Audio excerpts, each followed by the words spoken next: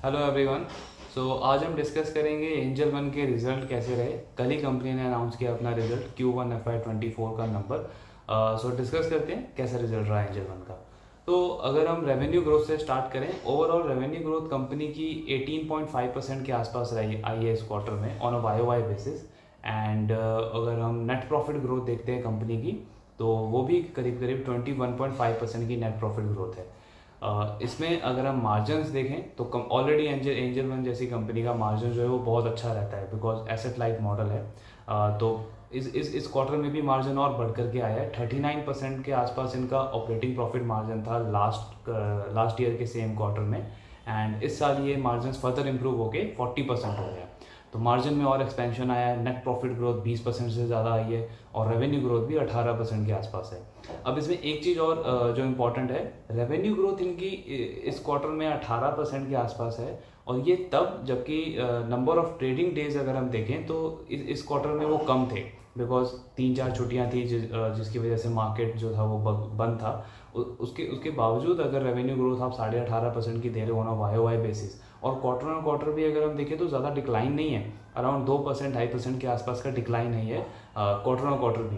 तो overall revenue growth का trend काफ़ी अच्छा है, मार्जिन एक्सपेंशन हो रहा है उसके ऊपर से, और नेट प्रॉफिट ग्रोथ भी कंपनी लगातार डिलीवर कर रही है। दूसरा, एंजल वन जैसी कंपनी को एनालाइज करने का सबसे जो इम्पोर्टेंट पैरामीटर है वो है इनका क्लाइंट बेस। कंपनी का क्लाइंट बेस कैसा ग्रो हो रहा है, बिकॉज ये कोई ट्रेडिशनल ब्रोकर नहीं है जैसे HDFC सिक्योरिटी हो या कोटक सिक्योरिटी हो या मोतीलाल ओसवाल हैं। ये सारे ट्रेडिशनल ब्रोकर हैं, बट एंजल वन जो है वो काइंड ऑफ आप कह सकते हो फिनटेक प्लेयर है और डिजिटल ब्रोकर है। ऐसी कंपनी में आपका क्लाइंट बेस किस रेट से ग्रो कर रहा है ये बहुत ज़्यादा इंपॉर्टेंट है, बिकॉज एक क्लाइंट से आप बहुत ज़्यादा रेवेन्यू नहीं निकाल सकते। आपको नंबर ऑफ क्लाइंट यानी कि वॉल्यूम ग्रोथ आपको बढ़ाना होगा। तो एंजल वन का अगर हम पिछले कुछ महीनों से भी देखें या कुछ क्वार्टर से देखें, लगातार क्लाइंट बेस इनका 30% से भी ज़्यादा के ग्रोथ रेट से लगातार ग्रो हो रहा है। एंड इस क्वार्टर में भी कंपनी का क्लाइंट बेस अराउंड 45% की ग्रोथ आई है।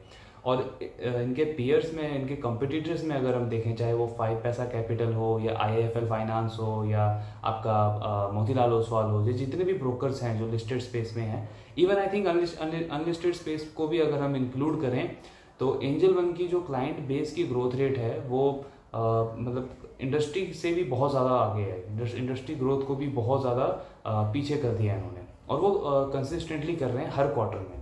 इवन इनका जो मंथली बिजनेस अपडेट भी आता है जिसमें ये क्लाइंट बेस के बारे में बताते हैं, नंबर ऑफ ऑर्डर में कितनी ग्रोथ आई है वो बताते हैं, वो भी हर मंथ बहुत अच्छी इंप्रूवमेंट आ रही है एंजल वन की। आगे अगर हम इसका देखें तो बिजनेस मॉडल एंजल वन का टोटली रिवॉल्व करता है अराउंड कि जो पर क्लाइंट है इनका उसकी रिटेंशन क्या है। बिकॉज ब्रोकिंग बिजनेस में आप क्लाइंट ग्रोथ तो आपको करनी है, एट द सेम टाइम आपको सेम क्लाइंट से रिटेन करके उनको फ्यूचर रेवेन्यू में भी कंट्रीब्यूट कराना है। तो एंजल वन क्या करता है, अपने इन्वेस्टर PPT में हर क्वार्टर में एक स्लाइड शो कर रहा है जहाँ पे वो ये दिखा रहा है कि कैसे वो बाकी ब्रोकर से स्ट्रेटेजिकली दूसरी चीज़ें प्ले कर रहा है। लाइक सपोज एक क्लाइंट को एक्वायर करने की कॉस्ट आ रही है 100 रुपये, एंड उससे पहले साल में आप रेवेन्यू निकाल रहे हो 150 रुपये का। अब मोस्टली इंडस्ट्री में क्या होता है कि ब्रोकर्स के साथ में कि उन्होंने पहले साल तो क्लाइंट को एक्वायर कर लिया, रेवेन्यू भी निकाल लिया, बट दूसरे साल तीसरे साल से वो क्लाइंट जो है वो ऑलमोस्ट डेड हो जाता है, रेवेन्यू धीरे धीरे कम होता जाता है, एंड फिर एक ऐसी स्टेज आती है जहाँ पे वो आपके लिए बिल्कुल ज़ीरो कॉन्ट्रीब्यूशन हो जाता है in terms of revenue. But angel one ने यहाँ पे बहुत ही स्ट्रेटेजिकली प्ले किया है, और वो उनका काफ़ी ज़्यादा फोकस, एग्रेसिवली फोकस रहा है पिछले कुछ सालों में कि जिन क्लाइंटों को हम रिटेन एक्वायर कर रहे हैं उनको हम रिटेन भी करें, एंड उनसे आने वाले दूसरे साल तीसरे साल में रेवेन्यू कंट्रीब्यूशन भी बढ़ाएं। पहले प्री डिजिटल एरा में एंजल वन के साथ ऐसा होता था कि जो क्लाइंट एक्वायर किया है वो दूसरे या तीसरे साल में पहले साल के मुकाबले सिर्फ 30% या 40% के आसपास ही रेवेन्यू कंट्रीब्यूट करता था। बट वो नंबर सडनली एंजल वन का 80% 75% हो गया है, दूसरे साल में 80%, तीसरे साल में 75%, तो वो बढ़ता जा रहा है। इससे क्या हो रहा है कि आने वाले सालों में सेम क्लाइंट आपको एक्स्ट्रा रेवेन्यू कंट्रीब्यूट कर रहा है विद जीरो कॉस्ट, क्योंकि कॉस्ट तो क्लाइंट को एक्वायर करने में पहले साल में ही लग रही है, दूसरे साल में तो आपका सिर्फ मेंटेनेंस का छोटा मोटा खर्चा लग रहा है। तो यहाँ पे बहुत ही स्ट्रैटेजिकली प्ले किया है एंजल वन ने, एंड दैट्स वाई हम देख रहे हैं एंजल वन की जो मार्केट शेयर है in terms of active client वो सेकंड नंबर पे है अभी भी। ये पिछले क्वार्टर में भी सेकंड नंबर पे थे, उससे पिछले क्वार्टर में भी सेकंड नंबर पे थे, एंड अभी भी in terms of active client NSE active client उसमें सेकंड नंबर पे हैं। और इसके साथ में अगर आप देखोगे कि टोटल मार्केट शेयर जो है जितने भी डीमैट अकाउंट हैं इंडिया में उसमें एंजल वन का मार्केट शेयर भी और बढ़ गया है, 12.5% के आसपास ये मार्केट शेयर हो गया है। लास्ट ईयर ये नंबर अराउंड 10% के आसपास था। तो कंपनी हर एक पैरामीटर पे मार्केट शेयर भी गेन कर रही है, अपना क्लाइंट बेस बढ़ाती जा रही है और सेम क्लाइंट से रेवेन्यू के सोर्सेज भी बढ़ाते जा रही है। बिकॉज इन्होंने रिसेंटली एक ऐप लॉन्च किया है, सुपर ऐप, जिसके अंदर इन्होंने इक्विटी के साथ साथ म्यूचुअल फंड ऐड किया है डायरेक्ट, जिसमें हम कर सकते हैं म्यूचुअल फंड। उसमें अब ये इंश्योरेंस भी ऐड कर रहे हैं, आगे चल के इनका प्लान है कि उसमें लैंडिंग प्रोडक्ट भी ऐड करेंगे। तो ये सारी चीज़ें करने का प्लान है कंपनी का। म्यूचुअल फंड जो यूनिक SIP रजिस्टर्ड नंबर है वो इनका Q4 में यानी कि पिछले क्वार्टर में 100 के आसपास की इनकी रजिस्ट्रेशन थी SIP की। वो नंबर इस क्वार्टर में बढ़ करके 400 से भी ज़्यादा हो गया, यानी कि हम देख रहे हैं कि सिर्फ एक क्वार्टर में 4x से भी ज़्यादा ग्रोथ है। ऑल्दो कि ये बेस जो है वो छोटा है, बट एक ट्रेंड हमें इससे पता चल रहा है कि कंपनी जितने भी नए प्रोडक्ट ला रही है उनके कस्टमर्स उनको पसंद कर रहे हैं, एक्सेप्ट कर रहे हैं। और कंपनी हमें इससे ये भी आइडिया लगता है कि कंपनी ये आइडेंटिफाई करने में सक्सेसफुल है कि उनके क्लाइंट्स को क्या चाहिए, कब चाहिए और किस तरीके से चाहिए। बिकॉज कन्वीनियंट होना बहुत ज़रूरी है। अननेसेसरी अगर आप बीच में ज़्यादा ह्यूमन टच डाल देंगे तो वहाँ पे चीज़ें मिसमैच हो सकती है, क्लाइंट के लिए भी और कंपनी के लिए भी एक्सपेंस तो बढ़ ही जाएगा। तो उनका जो ये डिजिटल मॉडल है इससे इनको बहुत बड़ा एडवांटेज हो रहा है। बिकॉज इससे पहले ये भी ट्रेडिशनल ब्रोकर थे जहाँ पे मैन पावर कॉस्ट ज़्यादा थी, चीज़ें इतनी डिजिटली नहीं होती थी।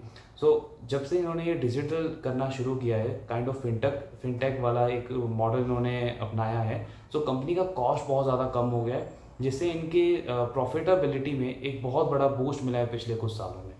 सो ओवरऑल अगर हम रिजल्ट देखें तो बहुत अच्छा रिजल्ट है कंपनी का अभी भी। एंड वैल्यूएशन भी अगर स्टॉक की देखें तो सिर्फ 15-16 के PE के आसपास ट्रेड कर रहा है, जबकि इसका EPS ग्रोथ लगातार 20% से भी ज़्यादा आ रही है। एंड अभी के प्लान, अभी की स्ट्रैटेजी देख के लग रहा है कि कंपनी का बिजनेस मॉडल जो है वो बहुत ही सही डायरेक्शन में आगे मूव कर रहा है। सो पर्सनली मैं काफ़ी ज़्यादा बुलिश हूँ इस स्टॉक को लेकर के। बिकॉज इंडिया में in terms of demat account या फाइनेंशियल प्रोडक्ट्स की बात करें तो अंडर पेनिट्रेशन बहुत ज़्यादा है। And angel broking strategically play करता है Tier 2, Tier 3, Tier 4 सिटीज़ में, जहाँ पे कंपटीशन आप कह सकते हो कि कम है। एंड ऐसा प्लेयर कोई भी नहीं है जो Tier 3, Tier 4 सिटीज़ में जाके क्लाइंट्स को एग्रेसिवली एक्वायर करे, उनको रिटेन करे, उनको अलग अलग प्रोडक्ट एक ही प्लेटफॉर्म पे सर्व करे, एंड वो भी रिसर्च बेस्ड। मतलब सपोज अगर मैं अपना अकाउंट खोल रहा हूँ तो कंपनी मेरा डेटा यूज़ करके कुछ उनका एल्गो वगैरह वो यूज़ करते हैं, जिससे उनको ये आइडेंटिफाई होता है कि इस पर्टिकुलर एज ग्रुप को, इस पर्टिकुलर क्लाइंट को कौन कौन से प्रोडक्ट हम आगे आने वाले टाइम में दे सकते हैं। तो एक बहुत बड़ा एडवांटेज कंपनी लगातार बिल्ड करते जा रही है अपने इस सुपर ऐप के साथ में। सो अगेन पर्सनली मैं बहुत बुलिश हूँ इस कंपनी को लेके, इस बिज़नेस को लेके। एंड जिस तरीके से ये मार्केट शेयर गेन कर रहा है, मुझे लग रहा है आने वाले टाइम में ये स्टॉक और अच्छा करेगा। एंड ऑब्वियसली बिजनेस तो अच्छा कर ही रहा है। सो आई होप आपको बहुत अच्छा लगा होगा ये डिस्कशन हमारा एंजल वन की अर्निंग के ऊपर। Thank you so much.